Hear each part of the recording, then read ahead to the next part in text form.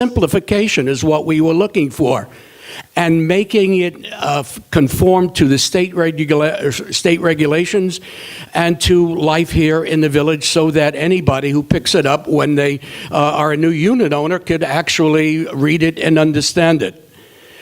Yes, we may have made mistakes in terms of setting up meetings and so on, but every meeting was open to anybody who would like to come in and sit and get involved to discuss. It's been on the Channel 63. So right now I have an open invitation to anybody who would like to sit and discuss and participate in what the advisory board has done and will do. Please, we have plenty of seats. We even serve coffee. And you will be very comfortable, and you'll meet some terrific people, and we'll get the job done. We are also going to have an open forum where you will be able to discuss and evaluate what has been put down on paper. And if you have a better idea than what has already been presented, we welcome it. That's what a democratic society is all about. And we urge you, in fact, we beg you, to come in and participate. Without your help, we cannot go any place and do anything to meet what is going to happen in 2019 and 2020. It's you guys that make the final decisions. That's the reason why we're so happy that there are so many people here. So please, come in and help. One other little point that has nothing to do with what Mr. Grossman said. We're getting people coming in complaining about their Comcast bill. It's been going up, creeping here and there. We have no idea why, but if you know Comcast, you know the reason why. We cannot help you. You're going to have to really do that and figure that out on your own. Thank you. A brief response. Excuse me. I should be. Hold on. This is officers' reports. This is not open floor debate. It was All right? question was asked. Let's finish up officers' reports, and all your concerns can be aired in good welfare. Thank you, David. Thank you. Cam. Good morning, everyone. Good morning, everyone. I have two things to report this morning that have nothing to do with dumpsters or iguanas. First is we're getting ready to complete a major project that you probably don't see because it's happening underground. We are inspecting and cleaning and mapping our storm drain system, which is quite extensive. If you take a ride over to the Sussex section over by North Canal, you'll see a giant pile of dirt, which was pulled out of these drains. There will undoubtedly be some repairs that need to be made, and the Infrastructure Committee will be looking at that over the next few months. Next item is coconuts. Over the next week, a contractor will be trimming the coconuts off the trees on the main roads. In the meantime, please put out the word, these coconuts should not be eaten. We put essentially a pesticide in all of the coconut palms, and if you did the second grade experiment where you put a piece of celery in a jar of water and food coloring, that's exactly what's happening with the pesticides. So don't eat the coconuts. And that's all I have to report today. Thank you. Eddie is gone? That's not here, no. Okay. All right. Committee reports are contained herein. Unless there's a committee chair who has something critical, we will go on to good and welfare. Advisory. Hold on. Advisory, Anita? David, yes, David, I have something that Barbara mentioned. Just hold on, will you, Ed? Myron? Can't tell them apart. Go ahead. Go ahead, Anita. Okay. On behalf of the advisory committee, I want to give you a quick update on what's going on with bylaws, and then I'll address Mr. Grossman's comments. First of all, you remember we raised the issue of the 117 quorum last month, and since then, the proposal has been voted on by advisory, by officers, and by the executive board. Now, it's nice to see so many people here today, and I hope that we will beat that quorum every time. But you know the reason for it. We missed quorum a lot of times this year. So anyway, what will happen is that the proposal will be in the paper that will be out at the end of the month. And I want to suggest to you that you talk to your colleagues, you think about it, you be ready, because there's a short window between the time the paper comes out at the end of the month and the February 1st delegate meeting. But the proposal is simple. Adopt the 117 summer quorum to be applied all year long for all delegate meetings. It's legal. There's nothing wrong with that. We already have it for summer. And you, as delegates, will have the last say. I think it's fairly simple. I hope it, with taking some time now and for the next few weeks before the paper is out, you'll talk to your colleagues, talk to your associations, talk to anybody you think can help you make up your mind. Secondly, the proposed bylaw amendments. They have been voted as well by advisory, by the officers, and by the executive board on December 31st, as Ed said. As a result of that, they too will go in to the paper that is out at the end of the month. You won't have to vote on those on February 1st, because as we explained last month, we will have 3 town halls breaking the amendments into sections and voting on them in clusters. So there'll be 3 town halls. You'll have plenty of time before you have to vote on them. And then the final point is the bylaws were presented to the executive board on the 31st. It was unfortunate that it was New Year's Eve day, but it was the executive board's regular meeting for the month.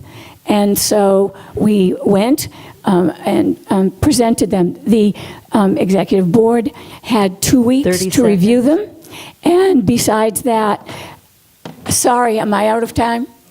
No, 30 seconds. Okay. So besides that, the executive board is very knowledgeable about UCO operations, very familiar with the UCO bylaws, and they felt very comfortable in voting, and they did vote in favor of the bylaws. So that's all I have to say. There's a lot coming up. And one final thing, which is that we will be asking you in the next few months to vote on 1 unit, 1 vote. I mentioned that last month. We have some more work to do to prepare that for you, but you'll have a chance to vote on that. So lots of bylaw activity, and we'll keep you posted on it all the way through the process. 3 minutes Thank you. are up. David, I Thank have you, Anita. something for Myron. Barbara, you mentioned AMR. I had 2 unfortunate accidents, and I had the fire department come and get me twice within the last year. The first time they sent me a bill, I sent them a letter, and they forgot about the bill. They never charged me. This last time, I keep getting a bill from the fire department. They claim that my health company paid them $500 some odd, and that I had a balance of $250. Now, when they came, I told them I belonged to AMR. Why don't you call the ambulance? You're shaking your head. I thought that's what they're for.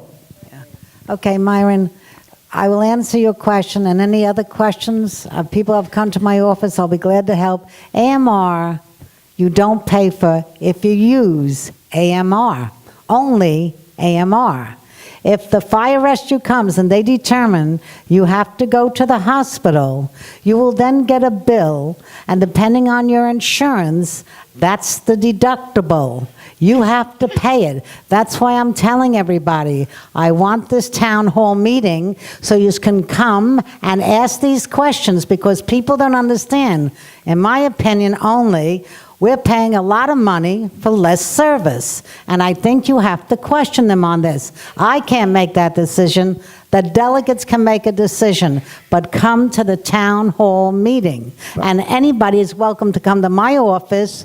Also, most people know my phone number for my house is in the paper. You can call me up to 10 o'clock. I'll ask questions. Okay, so anytime you have something, Myron, no, give me a I- call, I okay? thought- But right now, you have to bring that bill in. I will be glad to send it to AMR, but I'm telling you, your insurance is going to make you pay the $250. But I was under the impression that if it wasn't an emergency, that the fire department would contact AMR to come and get you and take you to the hospital. This contract, before I came into place, which I didn't know, I've been in for a year, it ends in March, previous to me coming, had been changed by the county. You are not covered. And I'm telling you what you're covered for. So come on in, I'll show you a paper, it'll explain everything. I wish we were all covered, but we're not. And I still think we're all paying way too much money.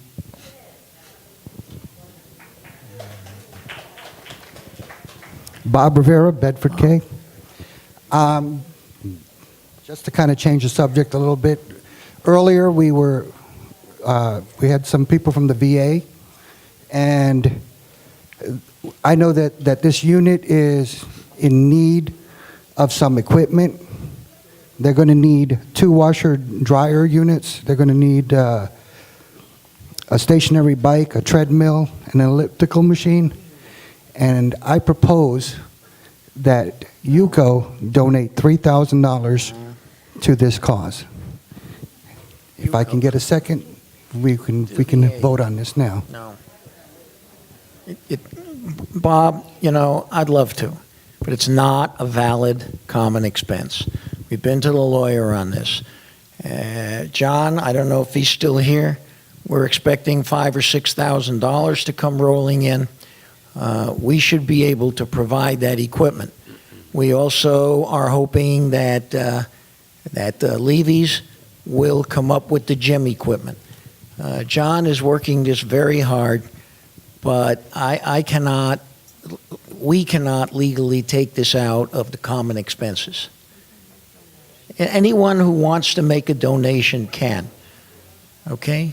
Yes, Ed? Just in response to that, my association is upgrading their washers and dryers. They're in perfect condition, the ones we have now, but the women like to upgrade it, and we would be more than glad to donate it to that cause. And I would hope that you get in touch with me, and we'll do it. On another quick topic, which has nothing to do with politics, Wellington A Association at their last board meeting passed a resolution, and we've made space and set up the ability to handle it, that we will form a medical equipment exchange. We currently have much medical equipment in our building, and we decided we'd like to expand it. If you call us and we have it, it's yours. Instead of disregarding something or bringing it outside for a donation, we're not allowed to give you a tax deduction, but the idea is you'll be helping someone else. And it doesn't have to be permanent. Lots of times people get sick. They need a walker for 3 weeks. They need a walker for a month. We got bath things. We got walkers. And so if you're getting rid of something, please call us. You can call me, 631-742-1300, or anybody at Wellington A. We'll be glad to pick it up. And if you need it and we have it and you can't get to us, we'll be glad to deliver it to you. So I would appreciate if you disseminate that information to your associations, and possibly the newspaper could put it in, so that we can get the best coverage we can get. My phone number is 631-742-1300. And New Jersey, Bigelow 8, no, forget that. One quick other thing. I'd like to thank Anita. She's done a wonderful job. And my comment with regard to the executive board and the reply, I don't want to bore you with, but I could only tell you is that Anita was willing to stay as long as she could. And I have some questions which I'll ask her sideways. Not sideways, later. Thank you. And one other thing. Barbara, did you get an answer on that by any chance? Okay. Okay. And We're on good and welfare, Randy.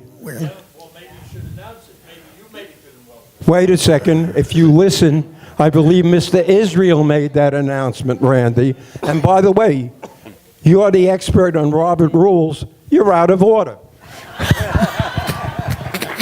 okay. All right, David? is that Jerry? Yes, it is. Go ahead, David, Jerry. excuse me, I have a reminder first. If you have a follow-up. Excuse me, I'm right here. If you have a follow-up that you need to wait until the others have had a chance to speak and then go back to the mic. Thank you. Good reminder. Okay. Jerry. I'll try to make this quick. First of all, I urge everybody to go to this active shooter program. I think it's very important. God forbid we should ever have to use it. I had it at the synagogue. We had standing room only. So if you could make it to this active shooter program on February 2nd, I urge you to go to it. Barbara, question for you about Atlantic Broadband. Is the sign-up still going to be at Anshe Shalom? And for those people who are not here now, they will call to make appointments for them to come and sign up? Or how is it going to work? Because I know a number of residents are not here. They have a contract with Anshe Shalom. The bus service will be going there, okay? When you get your letter in the mail, like I said, I'm meeting with them next week. When you get your letter in the mail, if you have any questions, Jerry, anybody in here, give me a call, okay? Okay, and But everything is going to be at the temple. They have rented the temple. Specifically, the residents who are not here currently and get these letters either here or at home, I know in my building I'll get Well, a I call. would What am I hope supposed to that do? people like you who are very active would post something if you get a letter on your board. That would help those that come in late. And if they come in late and the date is over, they will reschedule another date for them. Okay. Don't One worry. final question, David. Any update on Lennar and the golf course? No, not yet. We believe they're closing on or about January 20th. But other than that, no. Sir. Pull it out. Having spent 4 decades teaching at the university, I like to share ideas, and I have an idea about why people do not volunteer in Century Village. I don't believe they volunteer in Century Village because they see it very much like passing water in a dark suit. A passing water in a dark suit does give you a warm feeling, but the warm feeling is only temporary. And soon it morphs into a feeling of cold and clamminess, which deviates all the way into your local extremities and perhaps even into your footwear. So I would ask you to consider that if you do you believe this might be the reason, that there might be a remedy for you, and I urge you to volunteer. What is the remedy? Depends.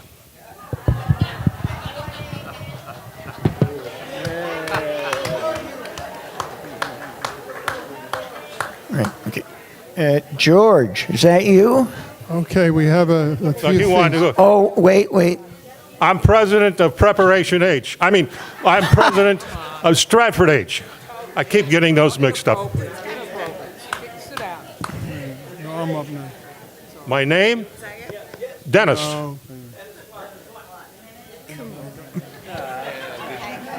Dennis, David, what?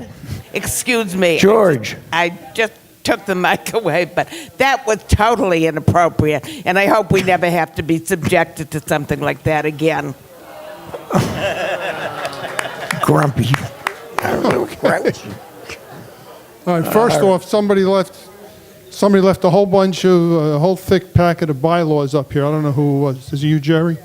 Okay, come on. First off, January 22nd in court, those of you who go back to May, we had a bunch of burglaries in here.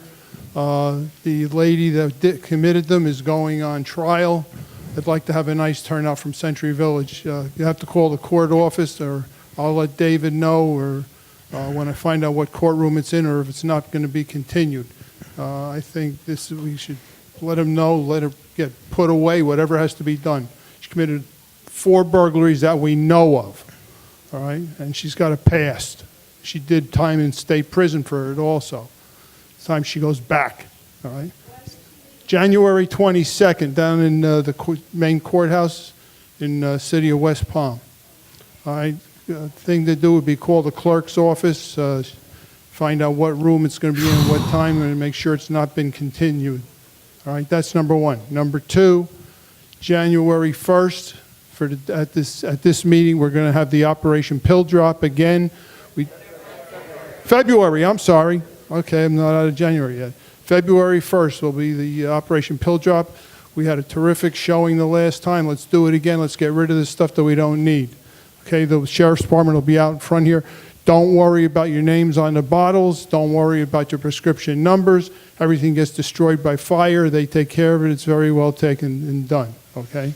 Please, whatever you can do. The second thing, like the captain and Jerry told you, February the 7th, the active shooter program, we put it on for the staff at WPRF and some of UCO. Please come to this. It's very important. All you read in the newspaper, you see on the TV what's happening all around us. It's very important for your safety. February 9th, Saturday, the bike registration program. A lot of people with bikes around here. If it gets stolen, we'll be able to make a nice recovery, and the Sheriff's Department is really into this program. Please bring your bike to the back of the UCO office between 9 and 12. And we have 53 units available, so it's going to be on a first-come, first-served basis. Thank you, David. Thanks, George. Just 1 minute. I want to, I know Mike Pratt is here, and he's got something very important for us. So come up, Mike. Take your 3 minutes on stage. Hello, Century Village. It's great to be here again. Thank you, David. I just wanted to tell everybody that we were here yesterday to take homestead exemption applications for new residents. We did half a dozen applications, and January 1st is the assessment date, the valuation date for your assessments for 2019. And we will be back again one more time for people to qualify for homestead exemption, and that's going to be February the 7th. Now, usually we come the day before the UCO meeting, and next month it turns out the UCO meeting's the 1st of February, and we're going to be back on the 7th. So there is a chance, I'll get to remind everybody again, but any new residents, you can come right into the breezeway right here behind security, and we have a table set up. You take your homestead exemption application. You don't have to go downtown, and we're very happy to serve you. Happy New Year from Dorothy Jackson, all of us at the Property Appraiser's Office. Thanks, Mike. Myron. Yeah, are we in new business, David? What? Are we in new business? No. Are we in the new building? New business. No, still good. We're way past new business. Way past? We're in the good of the order. Well, I'd like to make a proposal that I think is very important for the village of Century Village. I think it's time that Century Village had its own blog. I know you have a blog and you reach a lot of people, but you only reach 1,000, 1,200 people. There are 14,000 people live in Century Village. I think it's time that we had a blog so we could disseminate the news to everybody that lives here, not only a select few. Now, I don't know how to go about it. Maybe you should... That's not a blog. That's not the same as having your own blog. Don't tell me about the UCO reporter. All right? I'd like to make a proposal, Dave, that you form a little committee to investigate the village getting its own blog. You remember we had it and we had to stop because Mark Levy wanted to sue us because we were using the name Century Village. Do you remember that? No? Yeah. I remember I had to change the name Yeah. of my blog, my personal blog. He wanted Century Village taken off of. Yeah, right. Oh, maybe it was your blog, okay. But But we I- do have a blog, Myron. It's the a village- website. It's better than a blog. It's being run by Louise, and you have something to put on it that's somewhere within the zone of rationality. She'll see to it that it's done. What is the website? Go ahead, Louise. It is? Oh, so you don't think we need a blog? Yeah. Okay. All right. Anything else, Myron? Yeah, I think that you should mind your own business while I'm talking, because I don't interrupt you when you're Jesus. up here. All right. Okay, Joy? Myron, You had enough. You had enough. I got plenty more to say to you, if you're interested, about the lies that you put on your newspaper. All right. All right, sir. George Nathan, Windsor Hi, George. City. I had emailed Mr. Foster, and I spoke to him several times about the dumpsters. About what? About the dumpsters. At one time, we had the lockdown bars, and suddenly, about 6, 7 months ago, they disappeared. Okay, and we both so Windsor C and Windsor B, the dumpsters are right next to each other, and I had spoken to you, and you said you'd come by and you would look at that. To date, nothing's been done. And talking about the $55, we had a lockdown bar, and so did Windsor B had a lockdown bar, but they disappeared. So why should I have to pay $55 again for a bar? And the same thing with Windsor B. We had that. We don't have it. Every little wind comes along, and they blow open. And of course, as you say, these raccoons are very smart. They work in teams. One of them will hold it open while the other one goes in. They do. And then they make a mess, as you know. So I want to see what can be done about Windsor B and Windsor C with the lockdown bars to keep the raccoons out and somehow control some of the flies, that if they blow open, the flies aren't coming into your units. Thank you. Good morning, Mr. Nathan. Yes, and I agree with you. It is somewhat unfair that a lockdown bar that you paid for